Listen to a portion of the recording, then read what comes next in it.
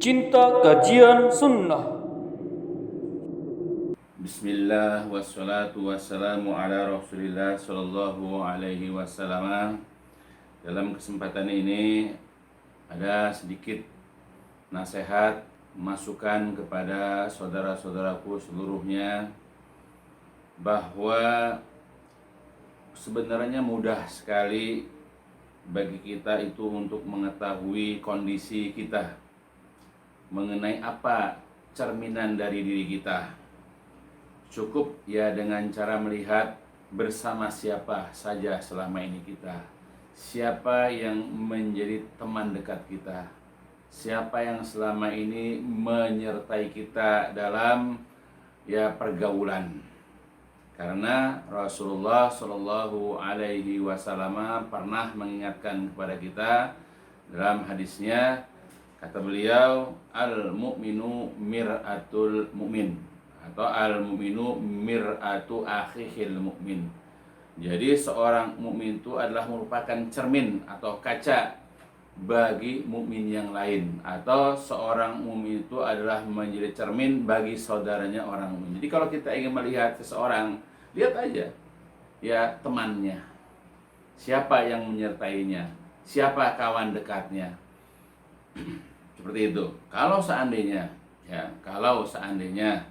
seseorang itu biasa berkumpul dengan orang yang sukanya, yang hobinya misalnya berjudi, merokok, minum minuman keras, bercengkrama dengan lawan jenisnya dan seterusnya, maka orang itu seperti itu biasanya. Sebab kalau andai kata dia tidak seperti itu, pasti akan meninggalkan teman-teman berkumpulnya itu. Karena pada dasarnya seseorang kalau berlawanan sifat dengan orang-orang yang di sekitarnya, dia pasti akan menjauh dan menghindar. Begitupun sebaliknya, kalau seandainya seseorang itu bersama dengan orang-orang yang rajin sholat, orang yang rajin menghadiri kajian-kajian, kemudian bicara jujur dan seterusnya, maka dia akan seperti itu kondisinya. Jadi untuk melihat orang itu baik atau buruk, lihatlah kepada orang-orang yang menjadi tempat dia bergaul, yang menjadi tempat orang yang berkumpul. Begitu juga Rasulullah Shallallahu Alaihi Wasallam sudah mengingatkan tentang sifat-sifat ini. Misalnya Rasul pernah mengatakan, al arwahu junudum mujannadah. Jadi roh-roh itu, jiwa-jiwa itu merupakan junud, pasukan-pasukan, tentara-tentara mujannadah yang berkelompok. Jadi ketika berperang misalnya, kelompok A, kelompok B itu pasti bergelombol. Nah, yang namanya ruh itu seperti itu, jiwa itu seperti itu, seperti junud, seperti jundun, tentara, pasukan yang mujannadah, yang mereka itu berkumpul atau berkelompok. Fama ta'arofa, jadi barang siapa atau siapa saja atau apapun ta'arofa, mereka itu saling mengenal, ta'aruf, saling mengenal. Oh, ini sama dengan saya suka dengan dia dan seterusnya, karena amalan-amalannya mereka saling kenal. Biasanya itu i'talafa, dia akan bertaut, dia akan bersatu, dia akan bergabung. Wa matanakaro, tapi jika Allah saling mengingkari, tidak saling mengenal, saling bertentangan, nah biasanya ikhtalafa, akan berselisih. Jadi kalau kita berada di tengah manusia, lalu kemudian kita melihat di antara mereka ada yang amal-amalnya, ucapan-ucapannya, sifatnya mirip kita, nah biasa kita akan mendekat kepada orang itu. Tapi kalau andai kata kita bertemu dengan orang-orang yang perangainya, sifatnya berbeda dengan kita pasti akan menghindar. Contoh misalnya, kalau kita ini tidak suka dengan merokok, maka ketika ada orang-orang yang merokok, kita pasti akan menghindar, menjauh dari orang-orang yang merokok. Dan kita akan berkumpul bersama orang-orang yang tidak merokok. Begitupun kebalikannya. Orang kalau sudah terbiasa merokok, kalau berada di antara orang-orang yang tidak merokok, dia tidak enak, maka dia akan mencari teman bergabungnya itu orang-orang yang merokok misalnya. Oleh sebab itulah, memilih teman yang baik adalah sesuatu yang tidak bisa dianggap enteng.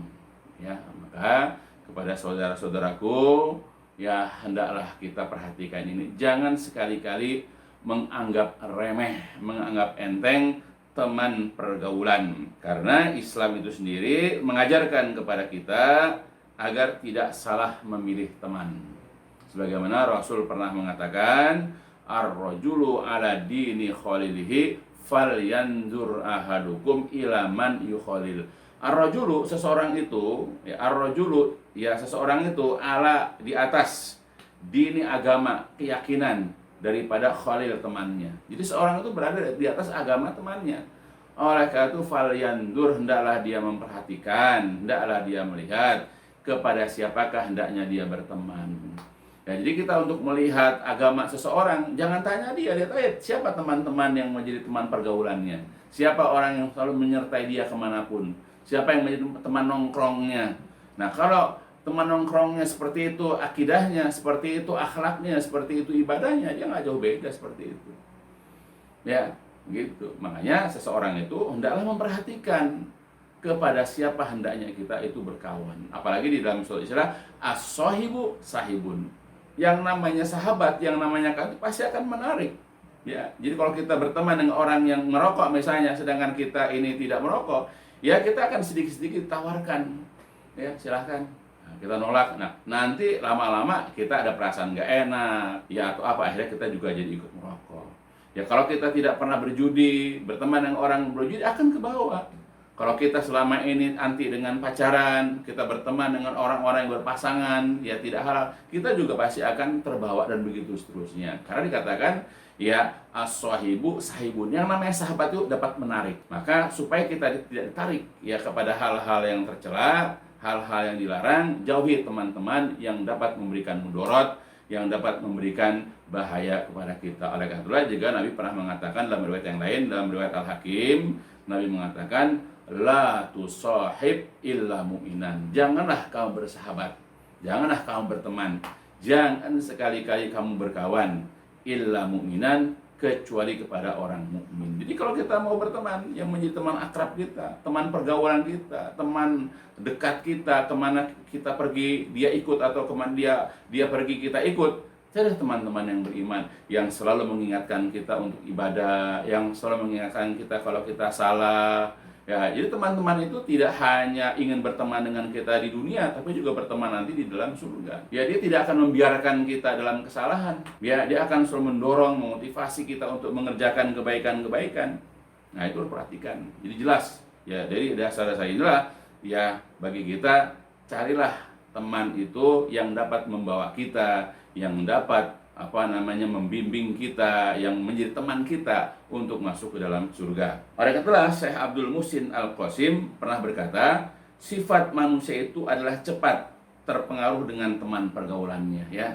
Jadi kalau misalnya kita ini apalagi masih labil, enggak punya sikap, kita berteman dengan seseorang, sebagai manusia kita akan cepat terpengaruh dengan siapa teman pergaulan kita. Bahkan manusia saja bisa terpengaruh, ya bahkan dengan seekor binatang ternak. Bayangkan, kita ini dengan binatang ternak aja kita bisa terpengaruh.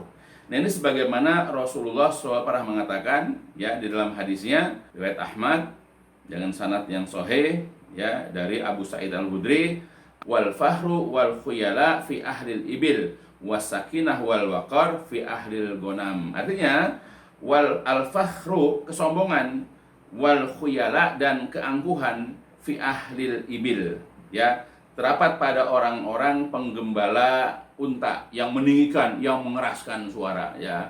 Karena biasa orang kalau menggembala unta itu suaranya teriak, ya kencang. Ya, jadi unta itu dapat mempengaruhi kita. Unta itu tidak bisa dengan suara yang pelan. Ya, karena suka melawan. Nah, sedangkan dikatakan di sini wasakinah wal waqar, sedangkan ketenangan, ya ketentraman, fi ahlil gonam, pada penggembala kambing. Kalau kambing itu gampang, mudah sekali untuk digembalakan, nggak perlu teriak-teriak, cuma dengan menggiring sebahagian semua akan ikut. Ya, jadi kita ini dengan binatang saja bisa terpengaruh. Ya, itu contoh yang disabdakan oleh Rasulullah SAW. Jadi Nabi mengabarkan bahwa menggembala unta berpengaruh akan timbulnya kesombongan dan keangkuhan. ya, apalagi unta kan binatang mahal misalnya. Jadi orang bisa angkuh, bisa sombong, ya, dan mengembalakan kambing itu menimbulkan, akan berpengaruh, akan timbullah sifat ketenangan. Nah, jika hewan saja sebagai makhluk yang tidak berakal, ya, sebagai makhluk yang tidak memiliki akal dan tidak tahu maksud, ya, dari suara yang dikeluarkannya, manusia saja bisa terpengaruh. Maka bagaimana pendapat kita, pendapat kalian dengan orang yang bisa bicara seperti manusia, seperti teman-teman yang mereka paham dengan perkataan Anda, bahkan terkadang suka berbohong, bahkan suka menyuruh kepada perkara-perkara yang tercela, yang dipenuhi dengan hawa nafsu, akal pikiran yang tidak benar, dan seterusnya. Tentu akan lebih mudah lagi terpengaruh. Nah, oleh karena itulah, ya, sebaiknya, ya, dianjurkan kepada kita agar senantiasa memilih teman yang akidahnya lurus, yang akhlaknya mulia, yang berpenampilan sesuai dengan ajaran Islam, yang rajin beribadah, ya, dan pokoknya dari nilai-nilai agama itu, ya, mereka itu dapat memberikan contoh, ya, baik kepada kita dan bahkan membawa kita kepada amalan-amalan, perbuatan-perbuatan, ucapan-ucapan ataupun keyakinan-keyakinan yang baik dan lurus. Oleh sebab itu diharapkan kepada kita seluruh kaum muslimin agar berhati-hati dalam memilih teman pergaulan. Karena teman itu bisa merusak dan bisa memperbaiki kita, bisa membawa ke surga dan bisa membawa ke neraka. Nauzubillah.